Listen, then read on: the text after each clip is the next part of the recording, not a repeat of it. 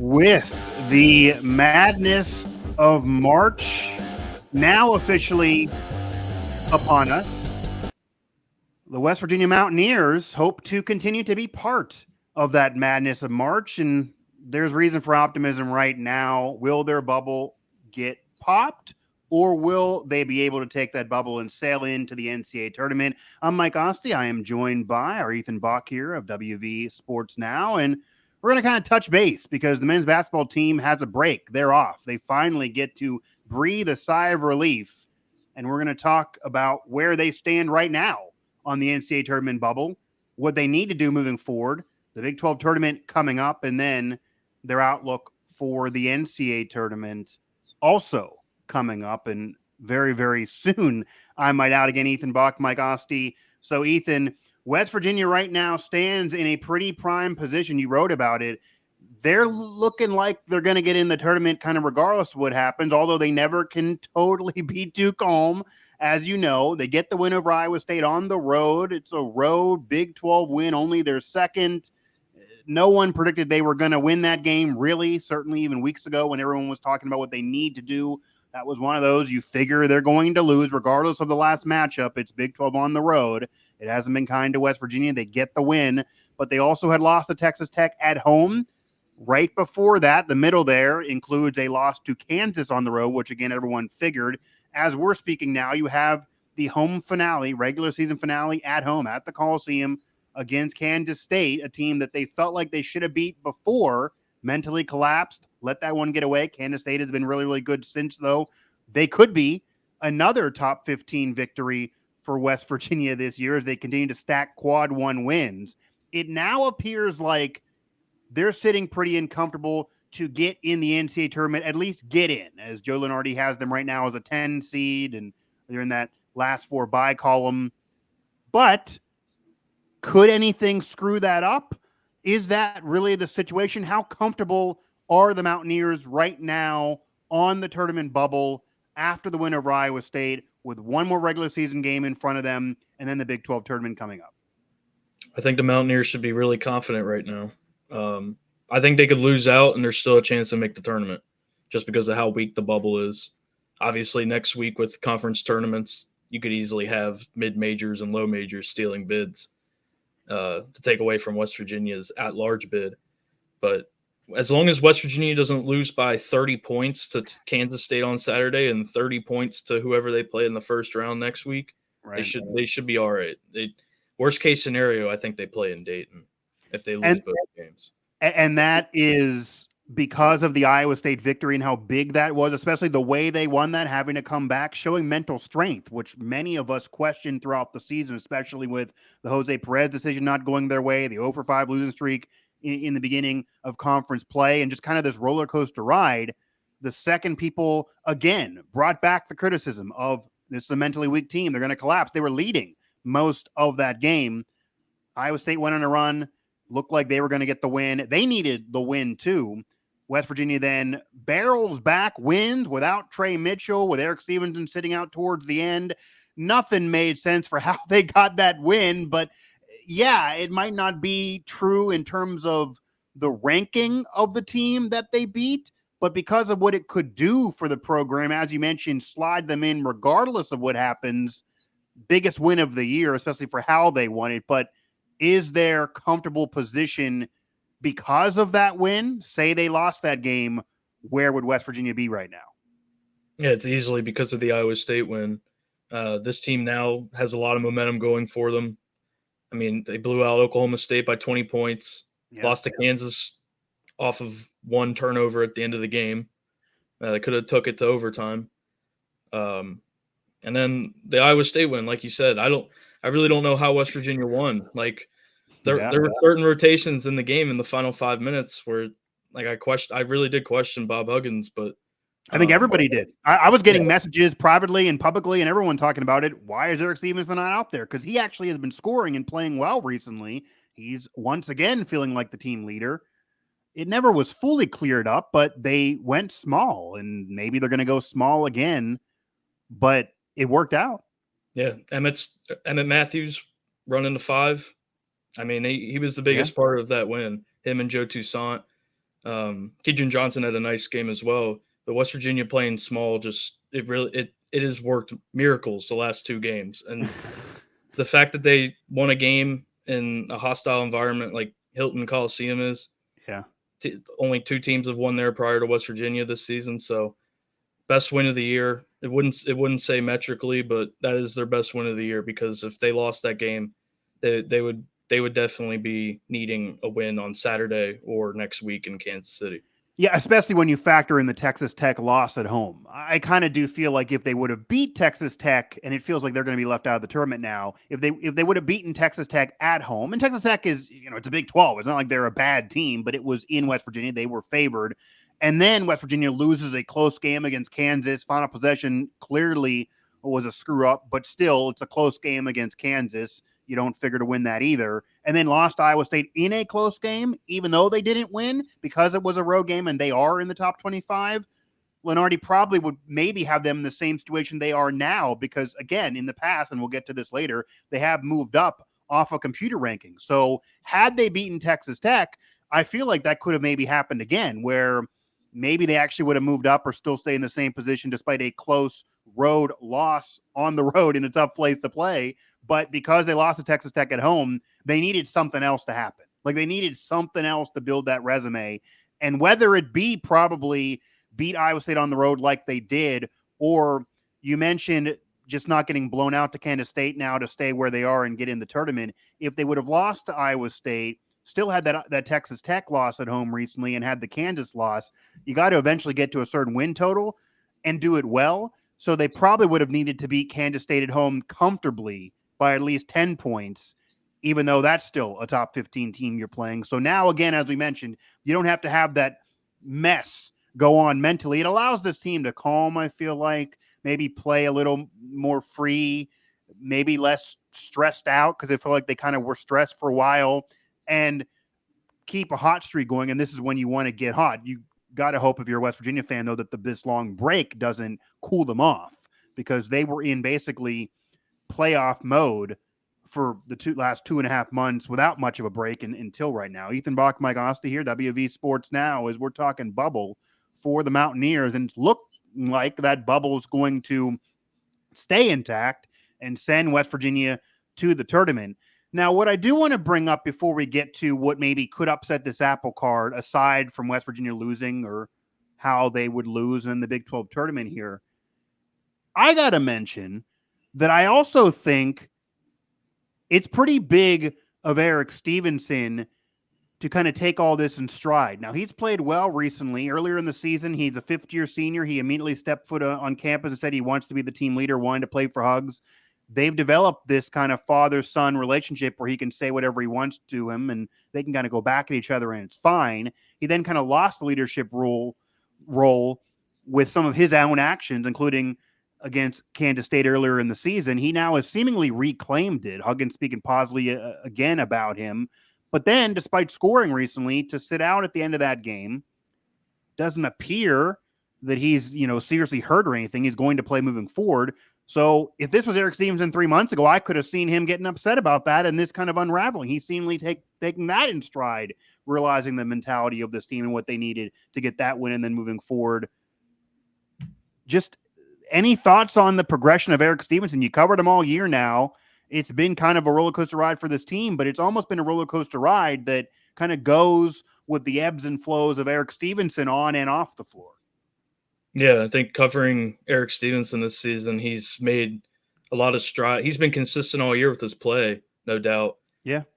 But just him as a character and I don't get a full glimpse of him as a teammate, but he has made strides. And Bob Huggins said it last week that he is now a better teammate. He's less unselfish.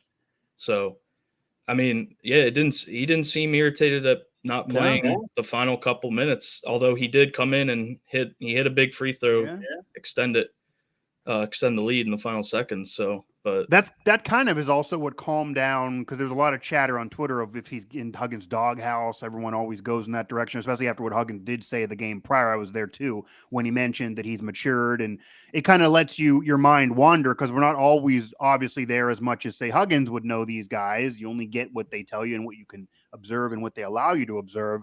That okay, was there some question of Eric Stevenson as a team 8 months ago? We've seen the up and down as a leader. Was there a question? Because Huggins is saying it's now fine. Like, when was it not fine? So maybe he's back in the doghouse, or something happened off the floor or even in the game that we're not aware of. But then when he eventually came back in, it almost was like Huggins made a point. I got to get him back in here before we're at triple zeros. And then he did hit a big shot at the end. So that kind of calmed down. But yeah, a lesser man would have, regardless of the situation, would have said, hey, if I'm the best player and I'm the team leader, how the hell am I not even out here? Even if I'm a screen player, I got to at least be having my feet on the floor. Didn't seem to be a problem for him. Yeah, still finished 23 points, 8 of 17 shooting. So I really don't think he's too affected by it. He played a great game and they won the game. So that's all he cares about. Yeah, and you also got to give it up to him. Ever since he talked and kind of, for lack of a better description, kind of complained about the situation with the Big 12 being so rough and other conferences, say the ACC and others, being easier, which is something that the committee and the computers, they're well aware of, which is why you're in similar seat situations for teams that have easier schedules, even if they have better records. But ever since then, he has stepped up. He has been lights out in terms of as an offensive player since then. They haven't won every game, but he's scored and given you 20 plus in pretty much every game. So you got to give it to him there, that if you're going to talk, you got to back it up. And he's been able to talk the talk and walk the walk most of this year now, seemingly again as a leader of the Mountaineers. Now, Ethan, this team is in a situation where it looks like they're going to get in the NCAA tournament. And if we were speaking a week ago, we maybe would have thought they were going to miss out on the NCAA tournament because the vibes were so bad after the Texas Tech loss. If we were talking a week before that, it seemed like they were definitely going to get in the NCAA tournament. And the Big 12 is so brutal. Everyone knows that. What are your thoughts on the outlook possibility for the Mountaineers going into the Big 12 tournament? Because this is a tournament that, yeah, people are going to point to Kansas, Baylor as teams that could easily win this tournament. But I don't think anyone would be blown away if not even just West Virginia, but somebody else, a bottom feeder team, a Texas Tech, Oklahoma, etc., would go on a deep run. And as you talked about, the only thing that could really upset West Virginia being so comfortable is if somebody snags a bid that was not going to get in otherwise, because there's only so many teams that can get in. What's the Mountaineers' outlook and prospects going into this Big 12 tournament? Is there a path that would not surprise you that they actually could win the Big 12 tournament? And is there something that could happen in the tournament that, regardless of what West Virginia does, could actually screw things up for the Mountaineers? I think the biggest thing about Saturday's game against K-State is they're not playing for tournament seedings. Right. To me, at least, I think it's more important that they get the 7 seed in the Big 12 tournament. The path is there. If West Virginia wins on Saturday and Oklahoma State loses on Saturday, West Virginia will be the 7 seed, and they'll most likely play Oklahoma, who's a dead team. They're a dead horse. They really have nothing to play for at this point. And then if Kansas can lock up the 1 seed and West Virginia is the 7 seed, West Virginia will avoid Kansas. You don't want to play Kansas in Kansas City. I would rather have the Mountaineer team play Texas or Baylor second round if they beat Oklahoma. And with Texas and Austin keeping all their starters in as they're up 35 points, I think some players on this team aren't going to forget that. So there's going to be a chip on their shoulder, and there could be a chip playing Jalen Bridges. Some of these guys weren't teammates with him, but there's more momentum. There's more motivation playing Texas and Baylor than I think of Kansas. In Kansas City, at least. So there's a path for the Mountaineers to win a game or two in the Big 12 tournament, especially if they can get the win on Saturday and keep the momentum going. Because if they win on Saturday, they're getting hot at the right time. Where do you think they actually could take themselves seed-wise? Say they're an NCAA tournament team and they actually go all the way to the final game or something crazy happens in the Big 12 tournament, or somehow go on a Cinderella story and really win the Big 12 tournament because they're playing well enough now they could get that red hot, even though they were inconsistent earlier in the season. Right now, they're a 10 seed. It feels like 9 has been the highest Lenardi has really ever put them since November with how inconsistent they've been once the calendar year moved to 2023. But if they somehow would claim the Big 12 title, as surprising as that would be, where could they move themselves? I think if West Virginia if they get the 20 wins by Selection Sunday, they're a 6th seed, and I think that's at the worst. If they won, they have to win 4 games next week, so that'd be 21 wins. Who knows what happens Saturday? But you have 21, 22 wins. That arguably could be a 5 seed, 4 seed, because they'll have to beat Kansas or a Texas or a TCU, Baylor. They're going to have to beat 2 really good teams that are arguably 1 or 2 seeds. So, I mean, their peak is a 4 to 6 seed if they win a few games next week in Kansas City. Yeah, and that seems insane to think about. We're talking 10 seed, realistically 9 seed at best, and then all of a sudden in a week they could move themselves to a 4 seed, which would be funny in a way, Ethan, because the way they were playing out of conference, what people thought of this team once they got together because of all the transfers, the experience, how it seemed like they were all gelling together. That's the conversation back then. Well, okay, they should be a 4 seed. They're probably a 4 seed team. This conference is so tough. They're going to lose some games. But if you get some big wins, maybe 4, 3, if somehow you win those, you're a 2 seed. Like, that's the conversation in December. They went on the 0 for 5 skid, but they still have gotten so many big wins and they have so many in front of them still in the conference tournament. That's almost like the devil's advocate situation, the double-edged sword of playing in a conference this hard. You're going to lose more games than other teams you think you're better than. But if you win enough, you're still going to get in the tournament. You're still going to get respected with a seed line. And if you actually go through your conference tournament, that's going to provide you quad 1 quality wins that are also going to advance you even further. It's just that weird season we're experiencing right now.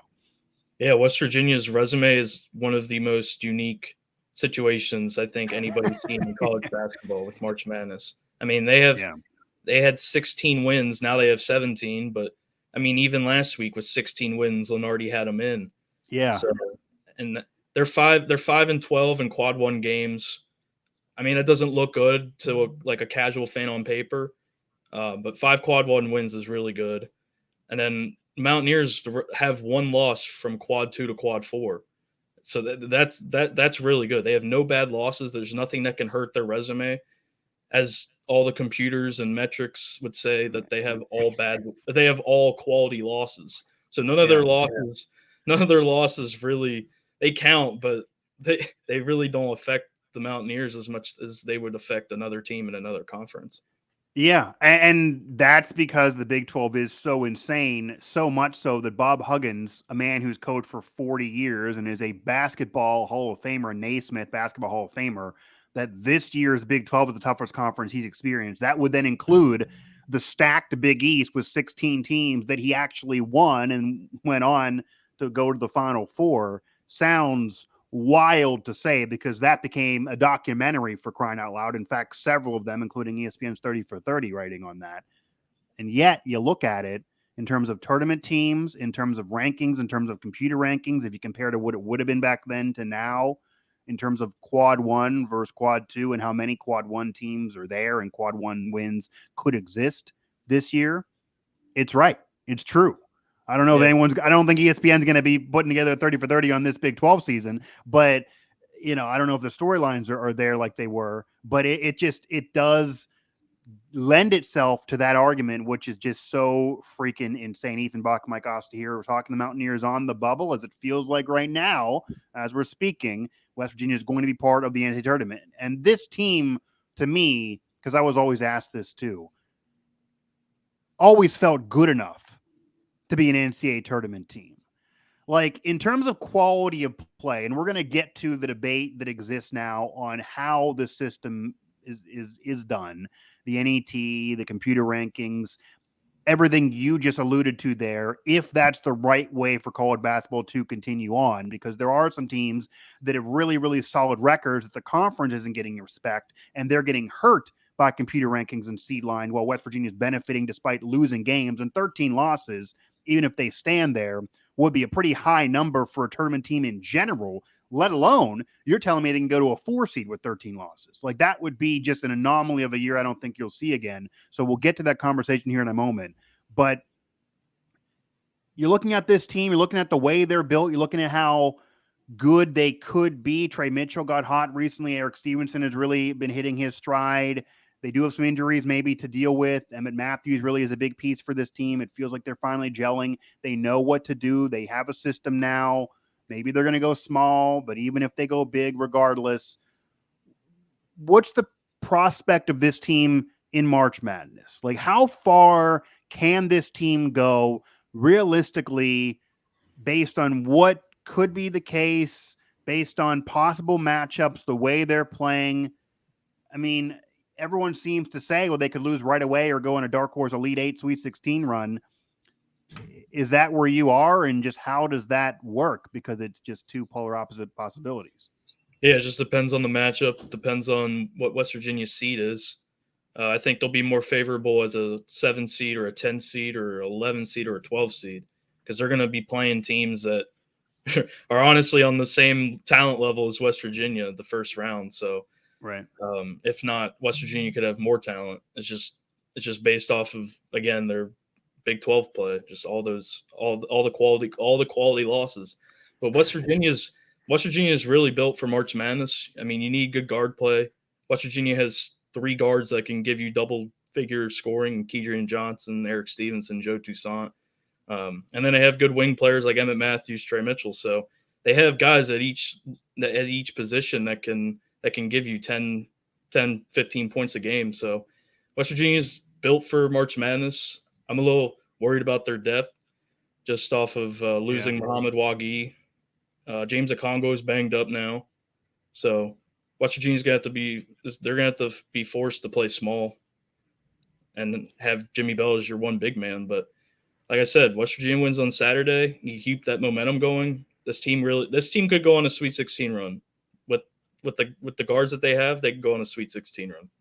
Yeah, and it really would be really bizarre. That's the word for a team that started 0 for 5 in conference play to get to the Sweet 16.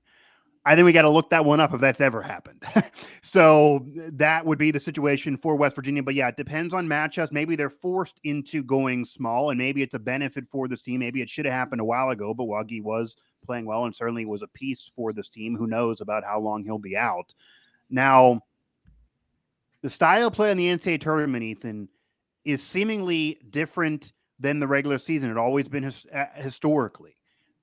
Is there a player on this team? Is it, I guess, Eric Stevenson or somebody else that could be that guy to carry this team through a couple games? Because when West Virginia's had deep runs in the tournament, despite being solid team units, they've had Deshaun Butler kind of carry them through. Kevin Pittsnoggle carry them through going further back.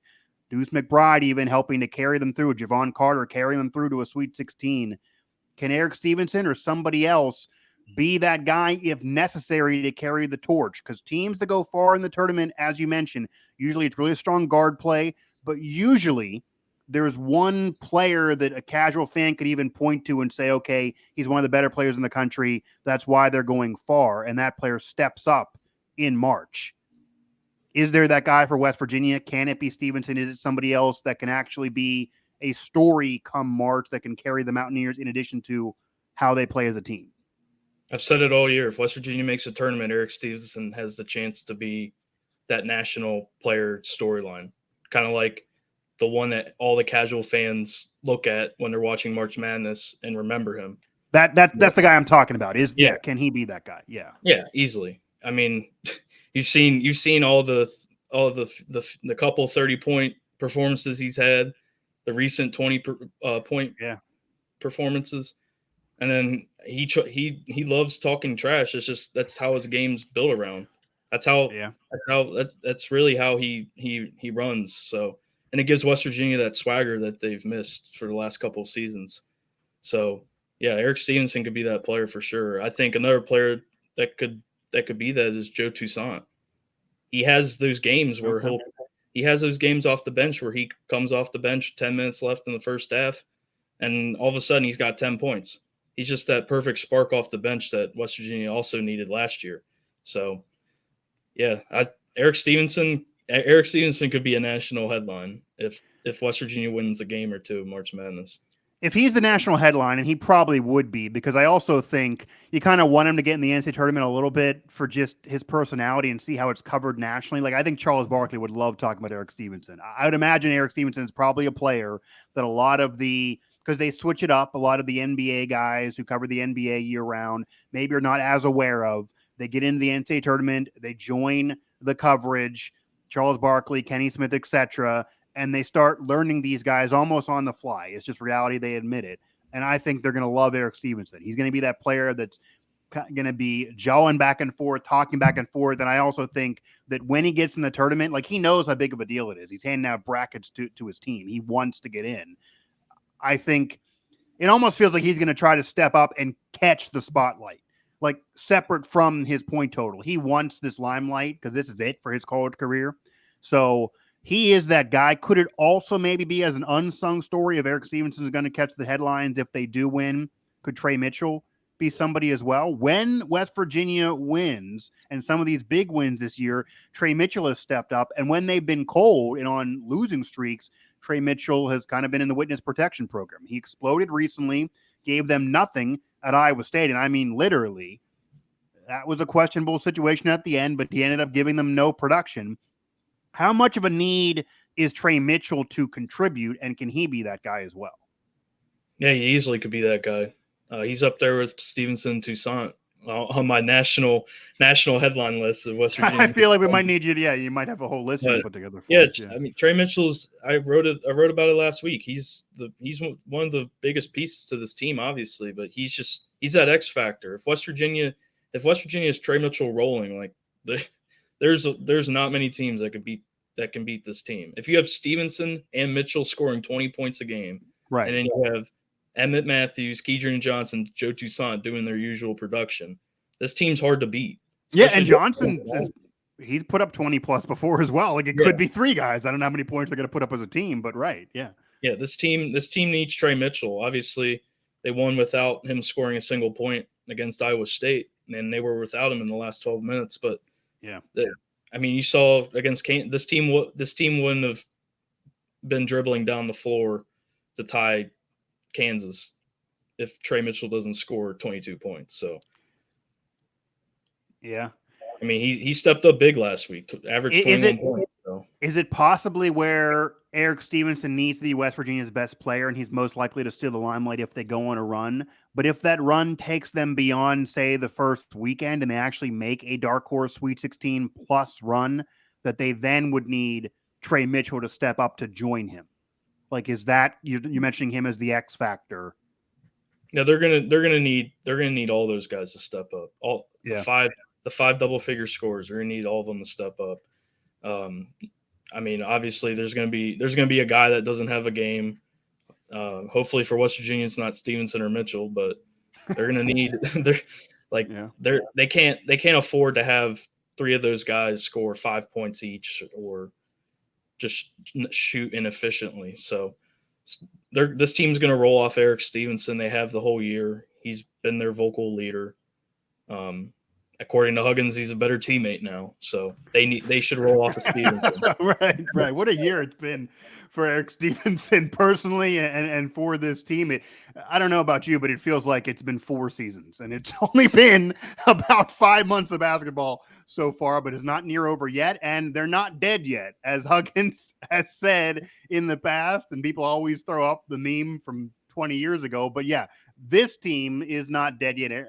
Ethan Bock, Mike Asti at WVU Sports now talking the Mountaineers on the bubble. And it also feels like that if this team would just have, because it could happen, that's been the season, where after a big win and feeling comfortable, the season still putters away and they don't get wins. They still somehow probably still slide in the tournament, but they do nothing in the Big 12 tournament, and then they lose right away in the NCAA tournament, whether they're in the play-in game or in or whatever. It's probably because they go back to missing free throws, and Eric Stevenson in particular has one of those 5-minute periods where he just can't hit anything, because we've seen that recently too. He's been putting up 20 plus, but Ethan, some of those games with 20 plus could have been 30 plus if he didn't have this 3.5-minute period where it's like I almost might as well be taking the shots because they're not even close to the basket.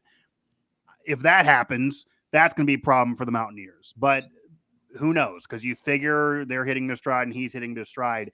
Now, you mentioned about West Virginia having their swagger back. And it does feel like they kind of have that vibe, the swagger back. They know they should have beat Texas Tech. They now got a big win. They feel like they should have beat Kansas as well. They know how tough this conference has been. Maybe the war of attrition of this conference being so freaking tough will actually send them on a path to really make a run in March because they've faced all good teams all year now for most of the season. But this is a West Virginia program that has a lot of history behind it, a lot of Mount Rushmore type of players in college basketball or even beyond in all levels of basketball. A couple years since this program has won an NCAA tournament game. It's been a while. It's been since 2018 in which they've actually made a legitimate long run in the tournament, and that was to end the 3 out of 4 years in the Sweet 16. It's obviously been since 2010 for this program to be in the Final Four, and back since when I was in college to date myself. So what kind of pressure exists? It's hard to put all that on these players, of course, because they're mostly transfers, the main contributors. But on Huggins, he's a Hall of Famer. You're not taking him out of the Hall of Fame. But what pressure exists on Huggins and even the program to at least win one NCAA tournament game, at least try to make some noise here with now a veteran group after changing the tune of this team from last year being so bad, and certainly to make sure they do get in the field? Yeah, honestly, I think the biggest thing for this program is just making the tournament. I know fans will roll their eyes and think that the expectation should be a Sweet 16, but when you think about what they had last year in March, they were left with Kedrian Johnson and 4 undeveloped freshmen. Like, they had nothing. Yeah. And then in the last 6 months, they lost Eric Martin to South Carolina State, and then they dismissed Larry Harrison. So they flipped their staff as well. Yeah. Right. This is a whole different teams 12 months ago.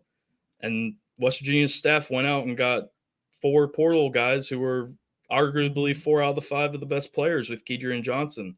So I really don't think it's worthy to criticize the program if they don't win in the tournament.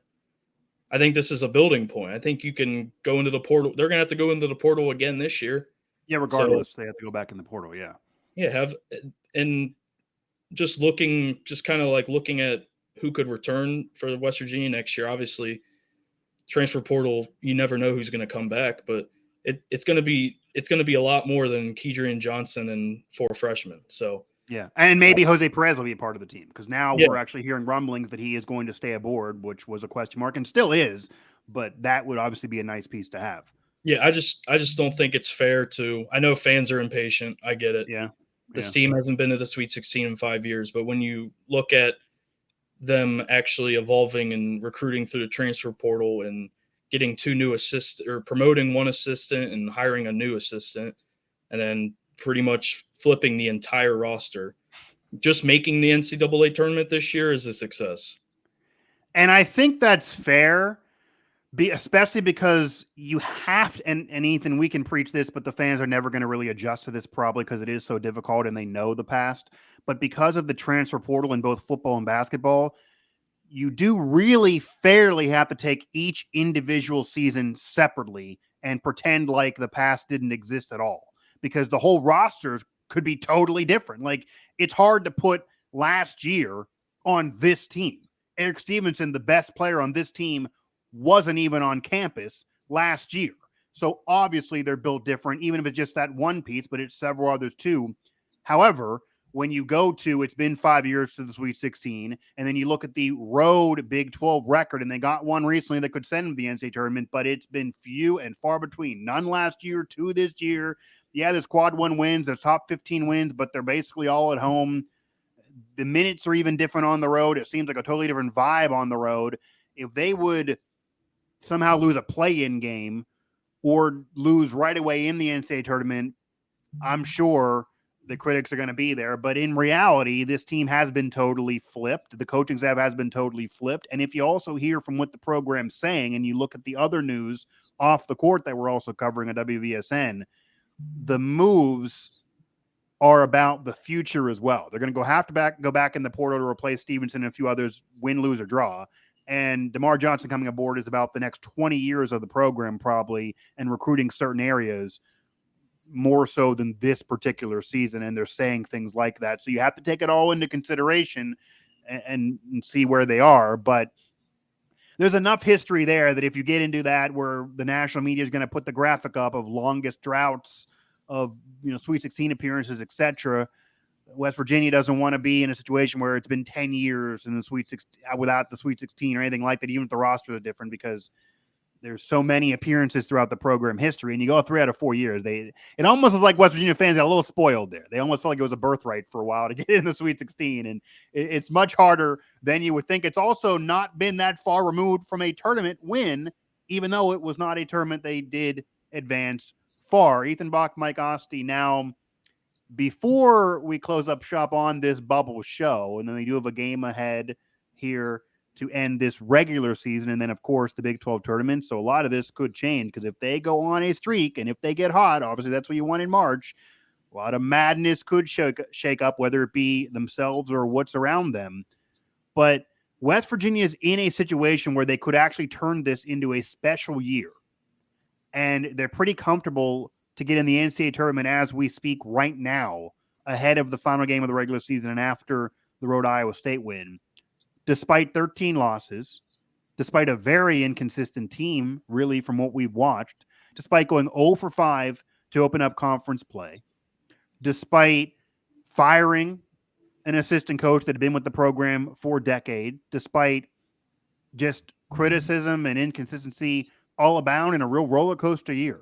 Not common to be comfortable after all of that. Those are things of a year that goes off the rails and you're rebooting all over again and you miss the tournament. They're comfortable because, as we've talked about, the conference is so not even just tough. It's freaking brutal. It is a gauntlet. They're all quad one games. Any of these teams could make a run, and any of these teams can make a run in the conference tournament or the NCAA tournament if you catch them on the right night. And in comparison to a lot of these other bubble teams, even another team that we cover throughout our family of networks in Pitt, who's in the ACC, they've been winning a lot more often. They had a win streak going on. It's been a while for them to get in the tournament too, but they actually feel like, if you watch those games, Ethan, they're a legit team. They're built properly. They have a legit point guard. They have pieces. They can make a tournament run as well. And it feels like, if you're just watching them, that they've been more consistent than West Virginia. But their schedule has been easier. They haven't, I believe they've faced 8 quad one opponents. West Virginia, I believe, has 18. That's an insane difference. The ACC, normally a powerhouse conference with Duke and North Carolina, but they're not who they used to be. North Carolina hasn't really even been good, and that's one of Pitt's better wins this year. Duke is not who they were under Coach K. You're not getting the normal ACC. It's very down. Computers say it's down.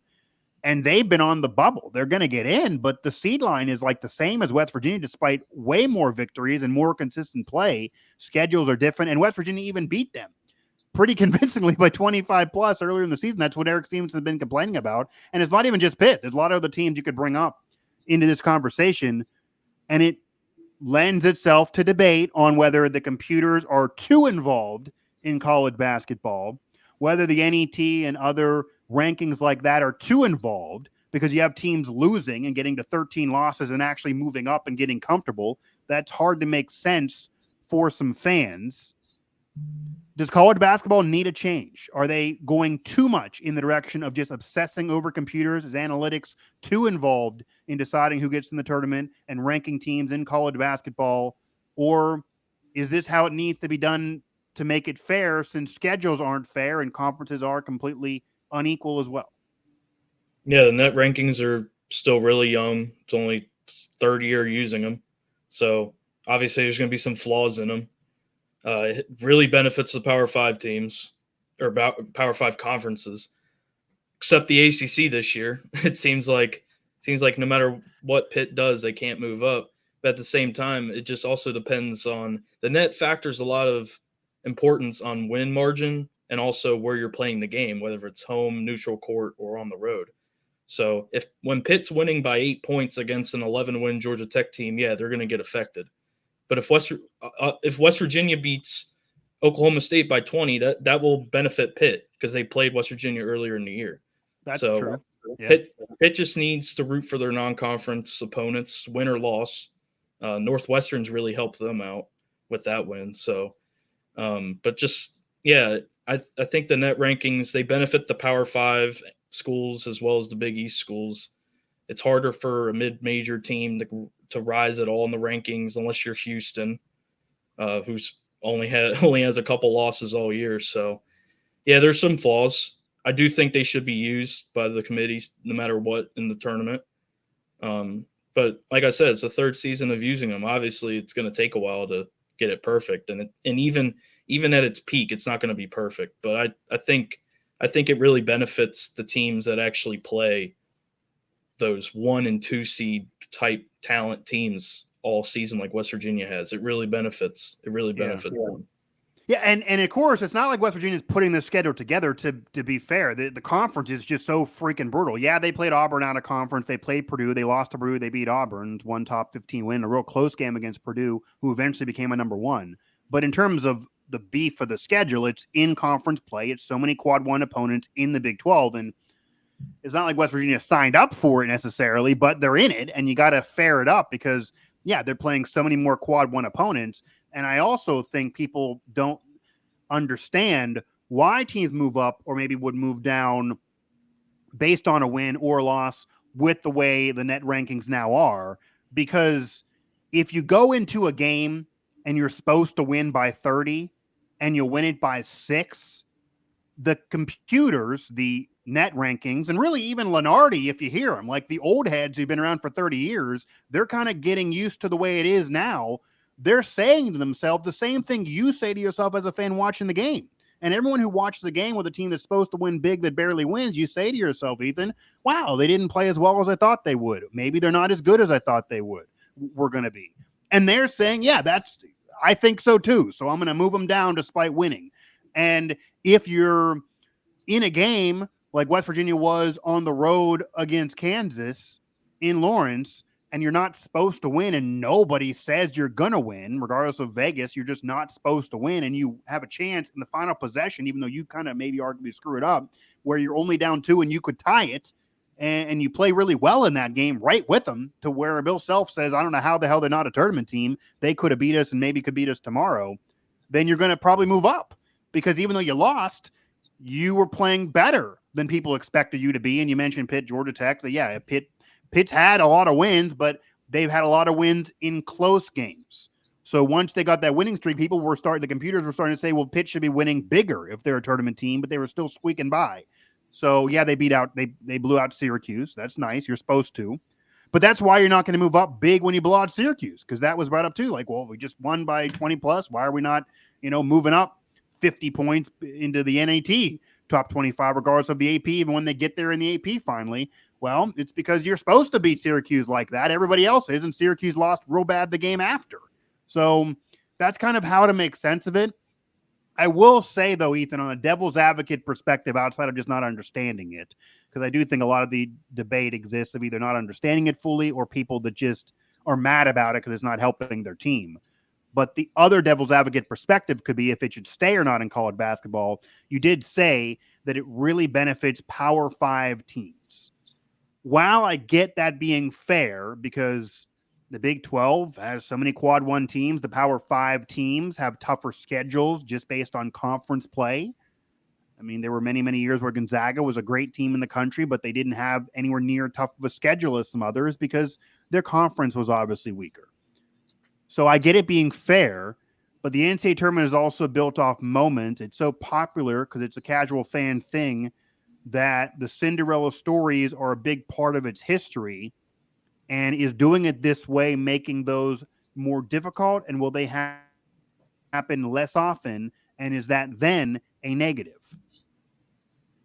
Yeah, if it does happen more often, it is a negative. I don't think any fan wants to see Wisconsin and Oklahoma State play in Dayton for a chance to beat a 6 seed. They want to see an Oral Roberts or Right. Florida Atlantic, just another team that can come in and be a 12 seed or a 13 seed and make a Sweet 16 run. So, yeah, I mean, for the teams that aren't in the Power 5 or the Big East, it's hard to get an at-large bid. If you look at the American right now, Houston's obviously number 1 in the country, but then other than that, it's just Memphis. Memphis has an opportunity to get an at-large bid, but like what fun is that? What fun is that watching Houston get a 1 seed and Memphis kind of limp their way into the tournament if they even make it? Yeah. It's it screws over the group of 5 schools. It also screws over just any other conference that can put in multiple teams. The Mountain West is one of those group of 5 schools that have really took advantage of the net rankings and Yeah. strategically scheduling, and they have a better net average than the whole ACC. So And as long as that's brought up. Yeah, that's brought up by ACC people that how is forget West Virginia in the Big 12. Let's go to the Mountain West. How is this mid-major conference getting better NET rankings than us? Any better net rankings than us? But yeah, they beefed it up. they're that's a deep conference. They have 4 or 5 schools that can make the tournament. So, and then when you're topped off by San Diego State, they're a dark horse Final Four team. They're a really good team. So when you have that mixed with 4 other schools that can make the tournament and they have the talent to, yeah, the Mountain West deserves to have 3-4 teams into the tournament. So it's how the group of 5 schools that can get multiple bids. It's how they strategize going forward with the net. Yeah, and it almost makes me wonder because VCU, those type of stories going through the NCAA tournament, making really surprise Final Four, George Mason making real surprise runs. Butler, if those don't happen anymore because those teams are just in horrendous seed lines or not in at all because they can't get at large bids if they don't win their conference tournament, that probably would be a negative, even though this system seems more fair to teams that are actually playing tougher schedules.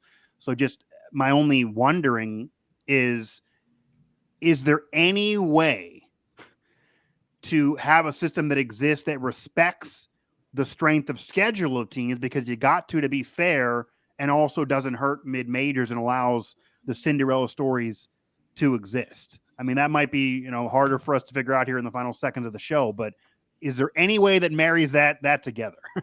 Well, luckily there's humans that actually are on the committee board, and it's not robots. Right.